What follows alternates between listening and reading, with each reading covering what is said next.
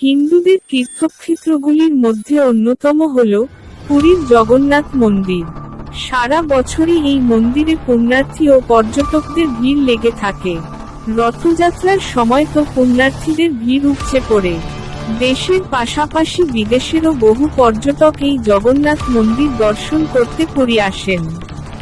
বিশ্বাস, ভগবান শ্রীকৃষ্ণ জগন্নাথ অবতারে পুরীর এই মন্দিরে অধিষ্ঠান করেন। তার সঙ্গে শ্রীকৃষ্ণের বড় ভাই বলরাম এবং ছোট বোন সুভদ্রাও একই আসনে অধিষ্ঠান করেন। পুরীর জগন্নাথ মন্দিরে কোনো কিছু প্রার্থনা করলে সেটা পূরণ হবেই বলে ভক্তদের বিশ্বাস। ৮০০ বছরের পুরানো এই জগন্নাথ মন্দিরে আজও এমন অনেক ঘটনা ঘটে চলেছে, যার বৈজ্ঞানিক ভিত্তি খুঁজে পাওয়া দুষ্কর।